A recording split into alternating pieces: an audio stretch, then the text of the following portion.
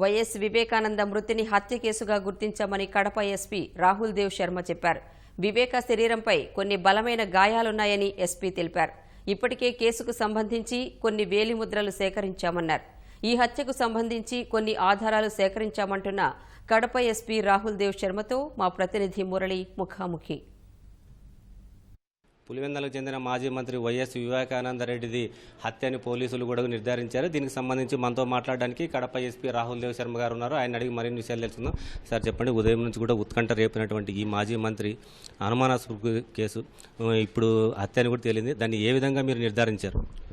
ఈ కేసు కోసం ఒక స్పెషల్ ఇన్వెస్టిగేషన్ టీం రిపోర్ట్ చేయడం జరిగింది. బి లక్ష్మీనారాయణ ఓఎస్డీ కింద ముగ్గురు ఎస్ఆర్సీఐ ఇవ్వడం జరిగింది. వాళ్ళు అన్ని కోణాల్లో ఈ కేసు ఇన్వెస్టిగేషన్ మొదలు పెడుతున్నారు. అంటే ఇప్పుడు ఏమని గుర్తించారు సార్ మీరు ఈ కేసుకు సంబంధించి?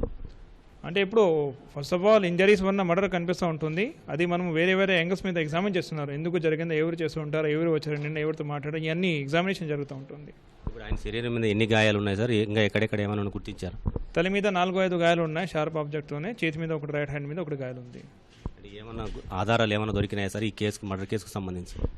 యాజ్ ఆఫ్ నౌ కొన్ని ఫింగర్ ప్రింట్స్ దొరికి అది విచారణ చేయడం జరుగుతుంది. ఎవరి ఫింగర్ ప్రింట్స్ ఉన్నాయి, ఇన్మేట్స్కి లోపల వాళ్ళకి ఉన్నాయి, బయట వాళ్ళకి ఉన్నాయి, అది విచారణ చేయడం జరుగుతూ ఉంటుంది. ఇప్పుడు ఎవరైనా అదుపులోకి తీసుకున్నారు సార్ ఈ కేసుకు? యాజ్ ఆఫ్ నౌ నో, మనం విచారిస్తున్నాను ఇప్పుడు.